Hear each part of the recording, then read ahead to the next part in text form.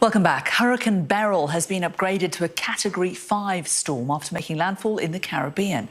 At least one person has died in Grenada, while authorities are yet to learn about other casualties on the small islands of Caracas and Petite Martinique. The hurricane first made landfall yesterday, decimating parts of Grenada.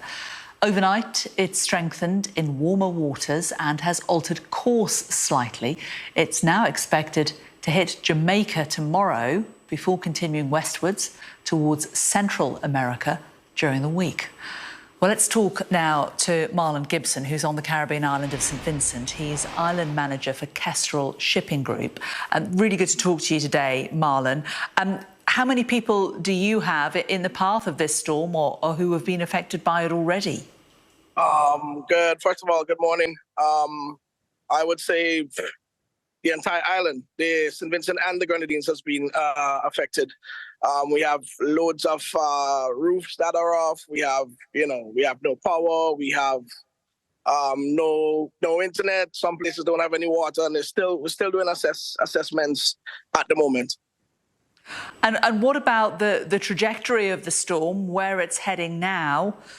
You must have concerns. You know, you're a shipping company based in that area. You must have enormous concerns about staff and ships, etc. there.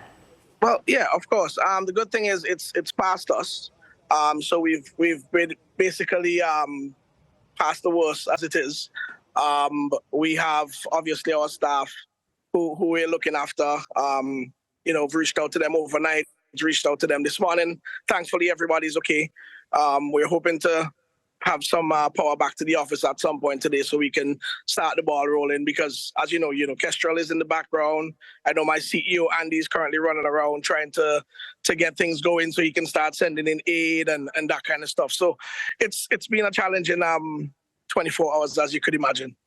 Yeah, and I mean, being in the Caribbean, you must be used to extreme weather, but it doesn't normally get this extreme this far east, does it?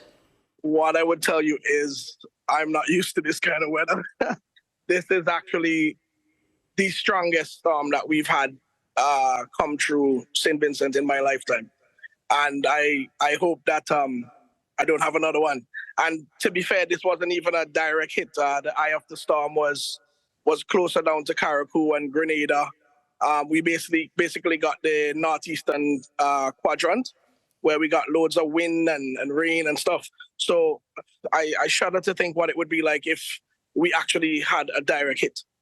What was it like at its worst? Well, sitting in the house looking at the roof, and the wind was just constant. You could hear the galvanized on the roof just having its own conversation, and you're really just hoping for the best. And all around me, there were houses in the village. Their roofs were flying past. You could see it passing. It was just a terrifying experience. Once you've experienced it, then you know. But until then, trust me, it's crazy. Are you worried by the fact that you've had a storm this powerful so very early in the hurricane season? I am worried because it seems as though it's going to be a very active one. But I'm just hoping for the best. I'm hoping that, the trade winds pick up, and I'm hoping that we have that upward trough that we usually have that usually keeps St. Vincent and the Grenadines safe, What help is available there on the islands for those who've been affected? Well, I know the government is currently doing its assessments. You have NEMO. You have various agencies out and about today doing their assessments. You have people in the shelters that the government are looking after. So there is help. There will be more help, I believe, coming as time goes by, because we have a long road ahead of us. And just a lot of clearing up. I can see quite a lot of stuff on the ground behind you. Yeah, this is actually, I'm just outside of the Port Authority in Kingstown. This wall used to be the perimeter fence for Massey Supermarket. And basically, this is what we have now. The water came up and there was basically seawater everywhere in this compound yesterday.